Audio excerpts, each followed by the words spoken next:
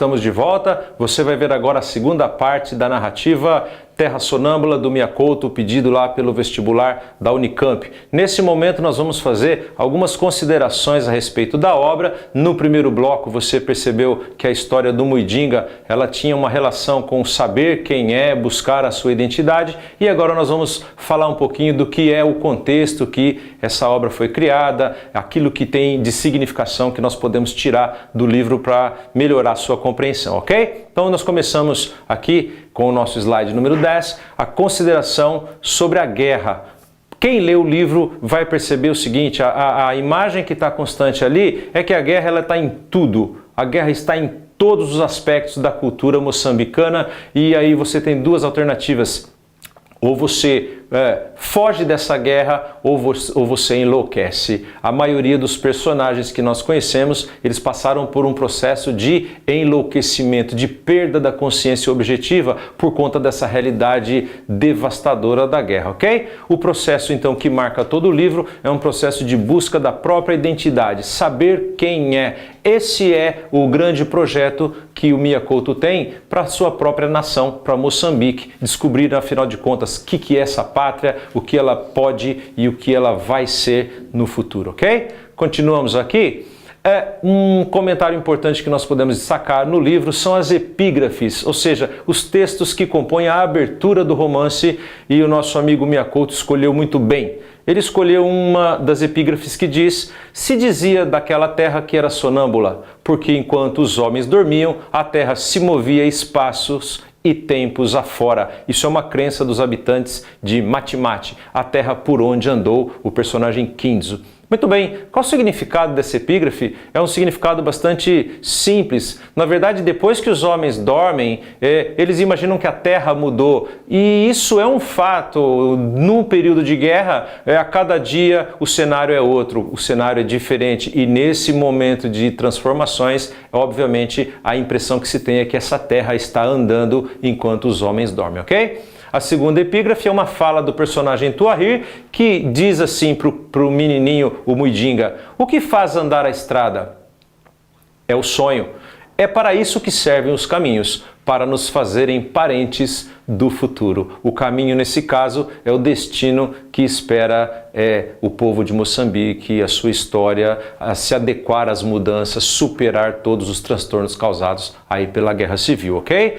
E aí a terceira epígrafe vem de Platão, um clássico da nossa cultura, da filosofia grega, e ele diz: há três espécies de homens, os vivos, os mortos e os que andam no mar. Daí a importância, né, do mar na nossa história. O mar, ele representa esses homens que você não sabe se estão vivos ou se estão mortos, portanto não se pode contar com eles, ok? Muito bem? Nosso próximo slide, a narração. Como é feita essa narração em Terra Sonâmbula?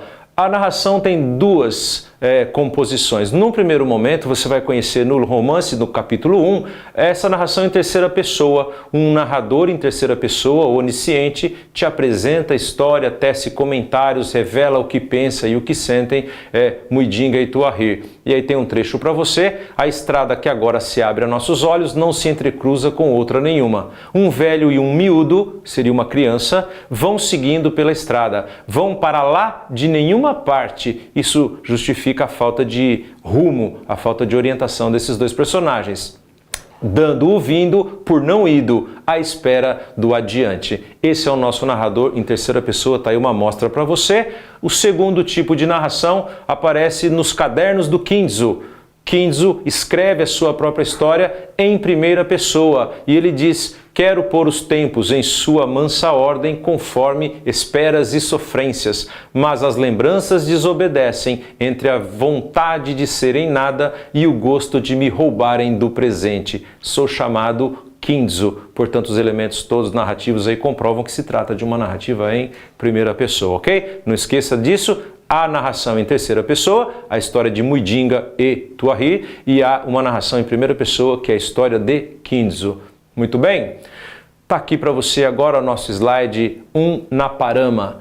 Quando Kinzo decide ser um guerreiro na Parama, ele sonha ser um guerreiro na Parama, na verdade ele está abstraindo, ele está alucinando, porque o guerreiro na Parama faz parte da cultura, do folclore das regiões ali próximas, né? Inclusive todo lugar onde a história se passa, se fala dos guerreiros na Paramas. O que são os guerreiros na Paramas? São guerreiros abençoados por feiticeiros, eles têm poderes sobrenaturais, eles aparecem e desaparecem quando bem entendem.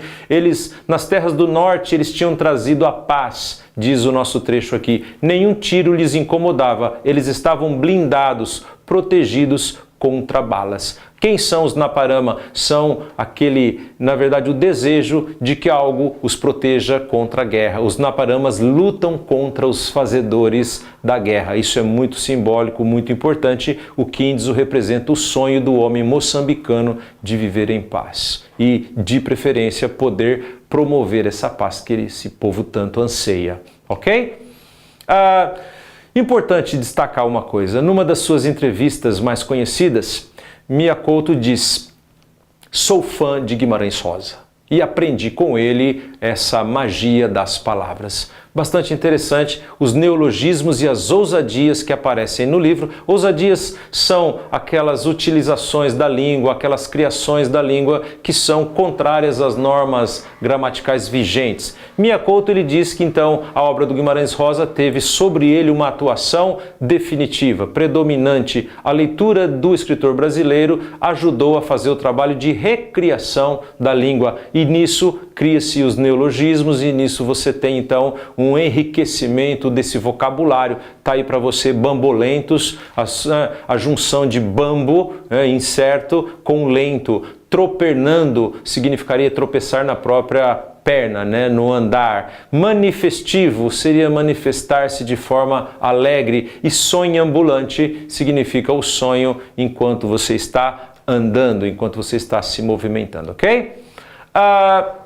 Um exemplo também pode ser esse: na savana, em volta apenas os embondeiros contemplam o mundo a desflorir, ou seja, a vida deixou de acontecer, a vida deixou de existir, as árvores estão morrendo, é isso que diz o texto. Muidinga se meninou outra vez. Veja que riqueza da construção, meninar-se, um substantivo menino convertido num verbo do tipo rejuvenescer-se, recuperar a condição de criança. Isso é importante na obra porque ser criança não é muito fácil num país em guerra.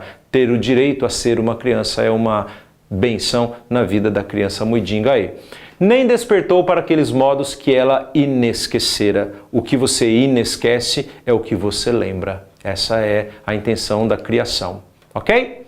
Muito bem, selecionei aqui para vocês que estão acompanhando a aula um momento que significa o ápice, da conclusão da obra. É a fala do feiticeiro que aparece no sonho quando o Kinzo está lá a bordo do ônibus que vai levá-lo para a morte, na verdade. Diz o feiticeiro lá: chorais pelos dias de hoje, pois saibam que os dias que virão serão ainda piores.